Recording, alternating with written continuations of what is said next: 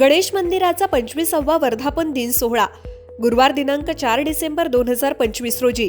स्थळ श्री गणेश मंदिर, वाकस, नेरळ. मंदिराचा 25वा वर्धापन दिन सोहळा मोठ्या श्रद्धेनं आणि आनंदाने साजरा करण्यात येणार आहे.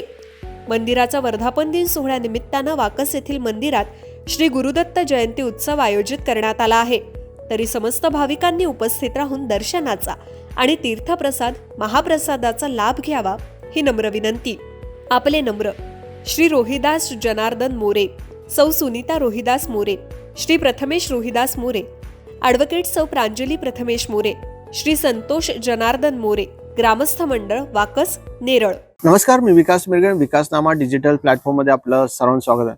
कर्जत, खोपोली, माथेरान नगरपालिकेच्या निवडणूक काल पार पडल्या. आज खरं तर मतदान होणं मतमोजणीला अपेक्षित होती, मात्र उत्साह जो आहे तो आता 21 तारखेला आपल्याला पाहायला मिळणार आहे. त्यामुळे मतदारांमध्ये पेक्षा उमेदवारांमध्ये धाकधक वाढलेले, मतदारांनाही उत्सुकता आहे आपल्या प्रभागाचा नगरसेवक कोण आहे, आपला थेटचा नगराध्यक्ष कोण असणार आहे याची उत्सुकता मतदारांना आहे. तेवढं जे आहे राजकीय नेत्यांना, जे पदाधिकारी आहेत, जे लोकप्रतिनिधी आहेत किंवा जो दिग्गज नेता आहे त्यांना सुद्धा लागलेले दिसून येत आहे.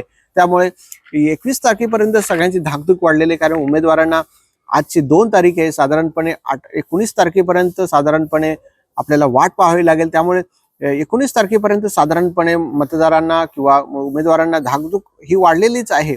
मात्र एवढ्या उशिरा गेल्यामुळे जी उत्सुकता होती ती काय कुठेतरी आज जर असते जोश उत्साह आपल्याला पाहायला मिळाला असता, लोक रात्री झोपलीच नसती. कारण 5 पर्यंत 5:30 पर्यंत मतदान पार पडलं, त्यानंतर फिरणं वगैरे 10-12 पर्यंत परत लोक सकाळी मतमोजणीला आली असती. पण तो उत्सुकता आपल्याला ती निघून गेली. आता 21 तारखेला काय होतं हे पाहणं खूप महत्वाचं ठरणार आहे. मात्र एवढ्या पिरियडमध्ये मतदारांपर्यंत जे उमेदवार आहेत त्यांची धाकधूक की ते आता काय एवढे दिवस विचार, मी जिंकणार का पडणार, मी जिंकणार की पडणार, मी जिंकणार, असं ते दिवस रात्र त्यांचं सुरू राहणार. मग याला फोन कर, त्याला फोन कर, अरे याने मतं टाकली का, एवढे पैसे टाकले का, हे 20 दिवस जे आहे त्यांच्या डोक्यामध्ये तेच येणार असतं.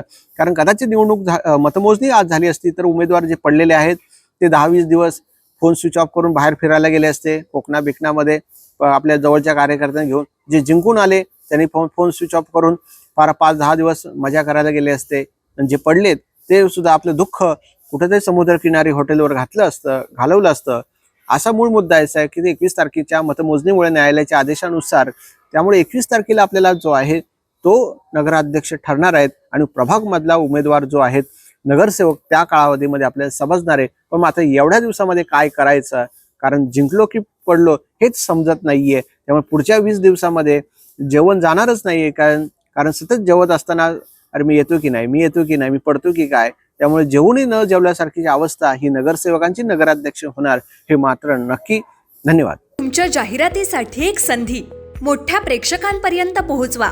व्यवसाय असो किंवा इव्हेंट, विकासनामा सोबत जाहिरात करा. स्क्रीनवरील नंबरवर आजच संपर्क करा. विकासनामा, तुमचा आवाज, तुमची जाहिरात. तसंच विकासनामाला सबस्क्राईब करा आणि अपडेटेड रहा.